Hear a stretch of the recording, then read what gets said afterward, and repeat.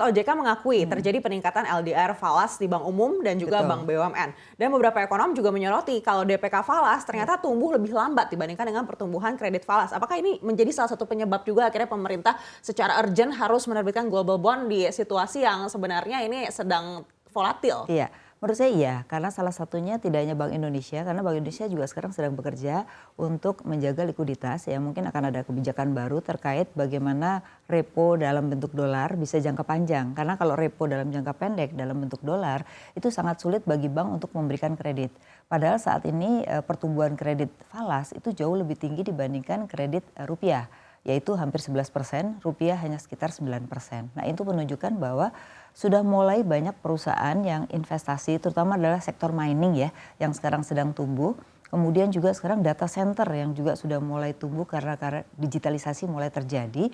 Nah itu membutuhkan dana falas yang sangat besar. Jadi akhirnya bank mencoba mengkonversi yang pinjamannya dalam bentuk falas kepada rupiah karena sekarang sedang dibutuhkan falas yang besar. Nah jadi memang kalau hanya Bank Indonesia saja itu sudah bekerja keras dengan dua cara tadi ya. Pertama repo, yang kedua adalah menjual surat jangka pendek dan membeli hutang jangka panjang. Harapannya adalah supaya asing masuk kembali ke Indonesia gitu. Nah itu saja rasanya tidak cukup karena pemerintah juga perlu membantu. Nah global bonds ini adalah salah satu bisa membantu likuiditas di dalam negeri. Baik, Gitu. tapi risikonya sebesar apa Bu kalau menerbitkan global bond di situasi seperti ini? Betul, memang semua mata uang itu sedang beresiko, bukan hanya di Indonesia tapi seluruh dunia. Makanya memang harus digarap dari sisi nanti adalah industri ya, kemudian bagaimana transaksi perdagangan ekspor importnya itu harus diperbaiki. Karena biar bagaimanapun kalau kita menerbitkan bond saja tapi tidak memperbaiki struktur ekonominya, ya pasti resikonya akan tinggi. Karena pelemahan rupiah itu akan terjadi terus ya. Apalagi kita tahu tahun depan dunia itu sudah mengatakan bahwa ekonomi lebih gelap dibandingkan tahun 2022. Jadi resikonya justru juga lebih tinggi. Oleh karena itu memang mitigasi resiko daripada pemerintah perlu.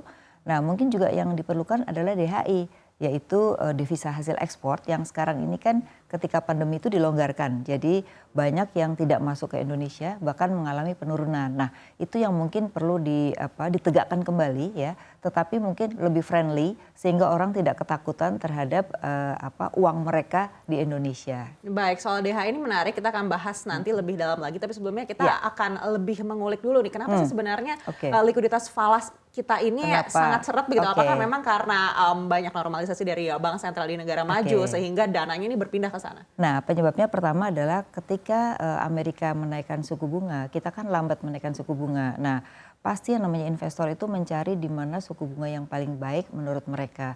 Sehingga memang sekarang terjadi perebutan dana investor itu di seluruh dunia saling menaikkan suku bunga gitu. Sehingga memang harus kita akui banyak capital outflow pada saat itu ya.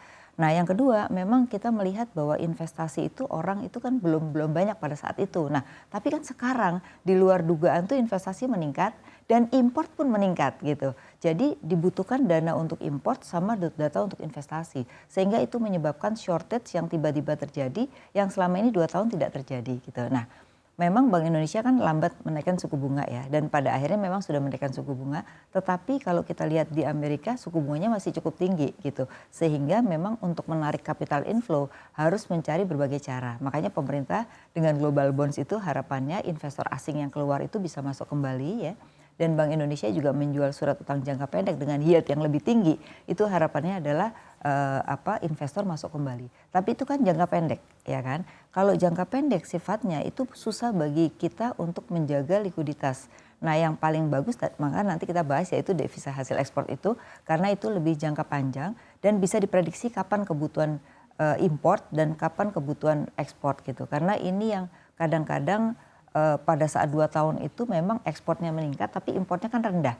Nah saat ini justru importnya sudah mulai meningkat dengan perekonomian kita yang sudah mulai membaik dan pertumbuhan ekonomi 5,44 itu gitu.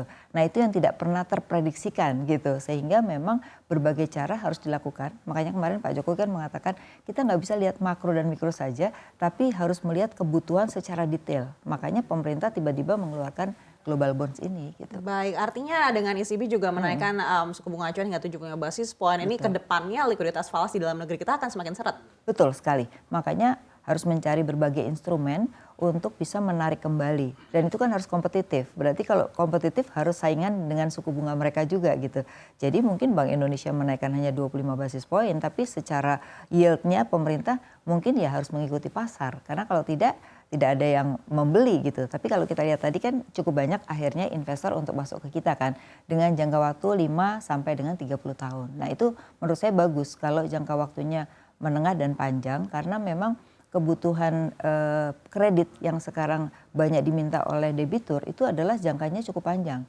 Karena itu untuk investasi bukan modal kerja.